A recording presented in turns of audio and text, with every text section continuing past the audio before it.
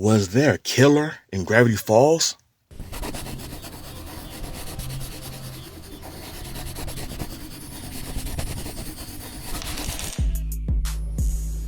Welcome everybody to SummerFridge, the fridge to all media. This is Hijack Homage, and today I'm discussing a theory on a show where I've seen many theories on, but no one's talking about this one. Gravity Falls is where twins Dipper and Mabel travel to the mysterious town of Gravity Falls in Oregon for the summer vacation, but are shocked after they discover some strange occurrences. I've discovered something very dark, and as you read the title and or seen the thumbnail, I will be discussing this. So let's get right into it. So let's talk about the victim of this theory, Mayor Eustace Huckabone Befuddlefumter. The mayor was born at some point between July of 1909 and July of 1910. He was raised by bears in the wilderness. Not too long after 1912, he managed to win the mayor election in Gravity Falls after fulfilling the candidacy requirements.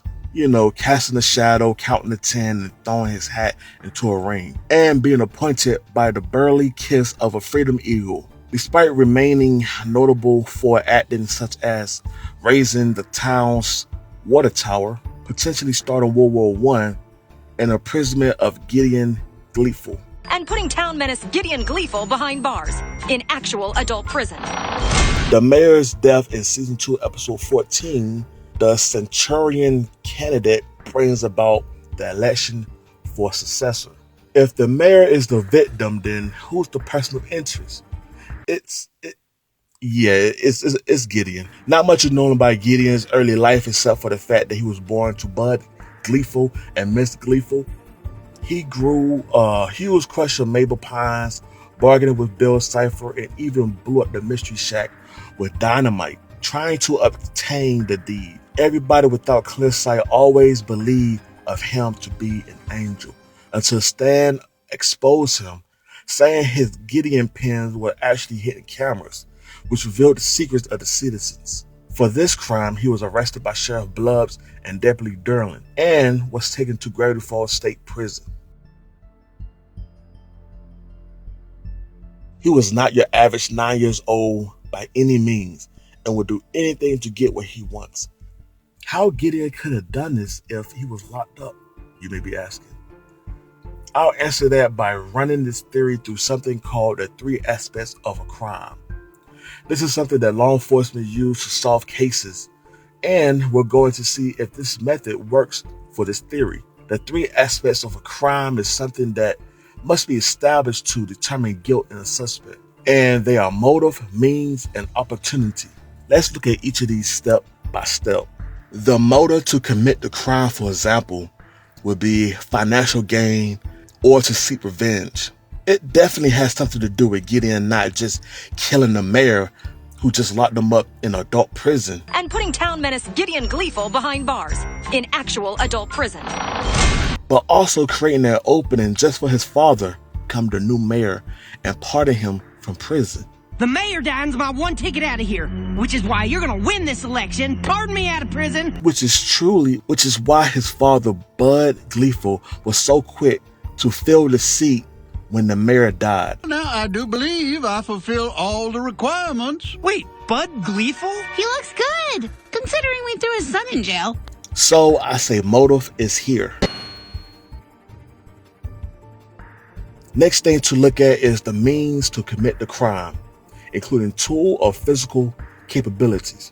Though Gideon wasn't at the scene of the crime in the physical, he was there mentally. And this was by means of mind controlling his father, Bud. When Bud was talking to Gideon on the development of the race and how they are losing, Gideon used a page from the second journal that deals with mind control. He then proceeded to use it on his father. But what sticks out to me in this scene is what Bud said to Gideon while this was happening. Not that, anything but that. Boy, not that! Anything but that!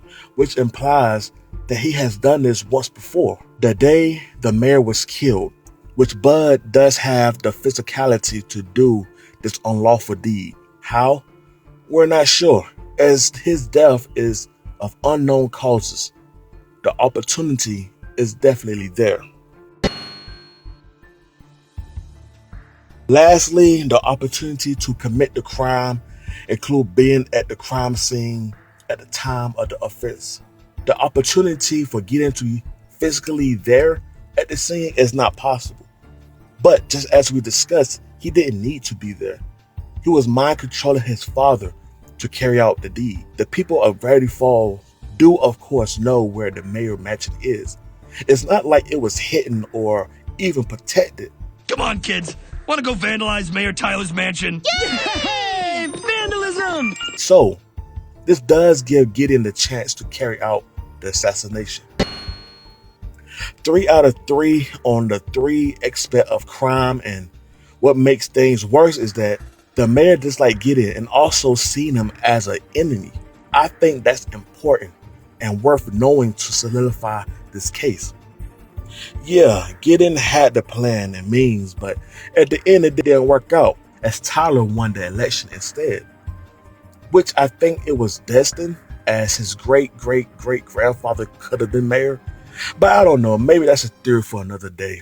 So that's my theory. I personally do believe that Gideon had committed this crime of getting rid of the mayor as he used his father as his puppet. Did I convince you? Was it a reach? Did I make you think, or was I thinking too deep? Leave a comment telling me what you think, and if you enjoyed this video, then leave a like. Subscribe for more videos, but I will be doing more and more of these Gravity Falls theories, and the support would be huge for me. Alright, I'm out.